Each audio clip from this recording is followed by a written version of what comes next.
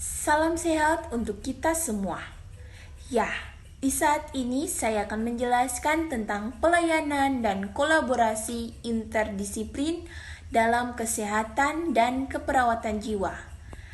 Perlu kita ketahui mengenai dua hal yang utama, yaitu tentang kolaborasi dan interdisiplin. Yang pertama, kolaborasi.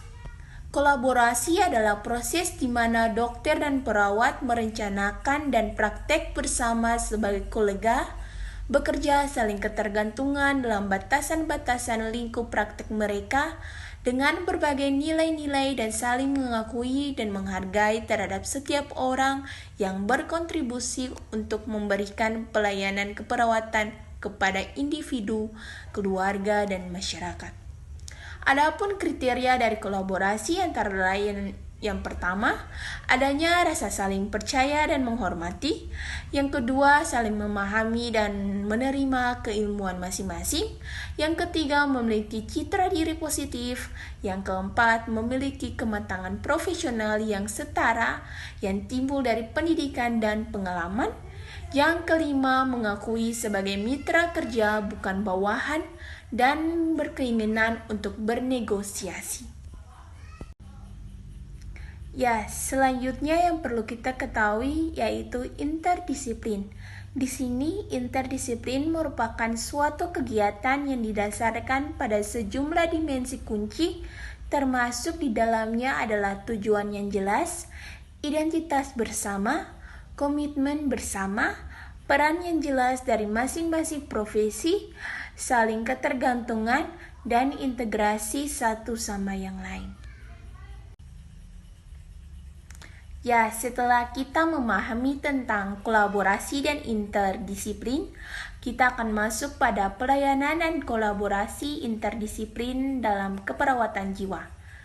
Pelayanan dan kolaborasi interdisiplin keperawatan jiwa merupakan pelayanan kesehatan yang dilakukan oleh sekelompok tim kesehatan profesional seperti perawat, dokter, tim kesehatan lainnya, maupun pasien dan keluarga pasien sakit jiwa yang mempunyai hubungan yang jelas dengan tujuan menentukan diagnosa, tindakan-tindakan medis, dorongan moral, dan kepedulian khususnya kepada pasien sakit jiwa.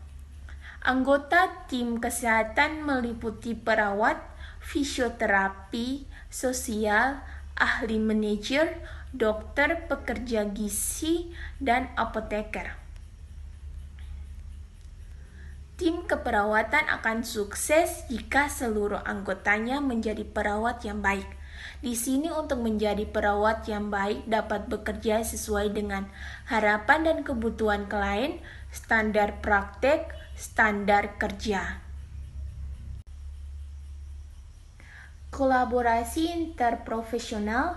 Di sini kolaborasi interprofesional adalah keterlibatan kolektif dari berbagai penyedia layanan kesehatan profesional yang bekerja dengan pasien, keluarga, pengasuh, dan komunitas untuk mempertimbangkan dan mengkomunikasikan perspektif unik satu sama lain dalam memberikan layanan dengan kualitas terbaik.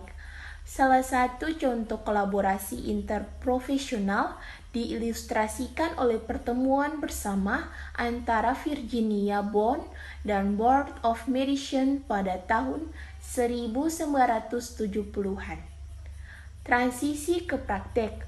Sosialisasi mahasiswa keperawatan penting untuk mempersiapkan lulusan untuk berinteraksi dengan berbagai individu profesional dan non-profesional dalam pengaturan perawatan kesehatan. Kolaborasi interprofesional yang di dalamnya ada AACN bersama dengan 5 organisasi lainnya mendirikan Interprofessional Education Kolaboratif atau IPEC yang berkomitmen untuk memajukan pengalaman belajar antar profesional dan mempromosikan perawatan berbasis tim. Adapun misi dari IPEC yaitu untuk memastikan para profesional kesehatan saat ini dan yang baru mahir dalam kompetensi untuk praktik yang berorientasi pada komunitas dan berorientasi pada populasi, berpusat pada pasien, kolaboratif dan interprofesional. Adapun area sasaran yang direkomendasikan untuk perhatian yang lebih besar termasuk yang pertama menghilangkan hambatan untuk berlatih dan peduli, yang kedua mengubah pendidikan, yang ketiga berkolaborasi dan memimpin, yang keempat mempromosikan keragaman, yang kelima meningkatkan data. Kolaborasi interprofesional transformasi pendidikan. Yang pertama, mendorong pembelajaran seumur hidup dan memperoleh tingkat pendidikan yang lebih tinggi merupakan rekomendasi penting untuk masa depan pelayanan keperawatan. Yang kedua, program residen perawat dirancang untuk membangun pendidikan sarjana muda. Tujuan umum program residen ini meliputi yang pertama, kurangi kesalahan pengobatan, yang kedua, minimalkan turnover dan kelelahan akibat stres, yang ketiga, kemudahan penyesuaian ke dalam praktik klinis, yang keempat, meningkatkan kepuasan kerja, yang kelima, meningkatkan kepercayaan diri perawat. Elemen kunci kolaborasi dalam interdisiplin tim. Yang pertama, memberikan pelayanan kesehatan yang berkualitas dengan menggabungkan keahlian unik profesional untuk pasien sakit jiwa.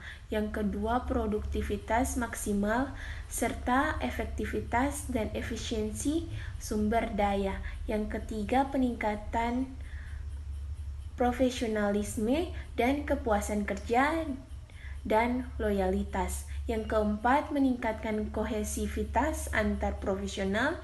Yang kelima, kejelasan peran dalam berinteraksi antar profesional.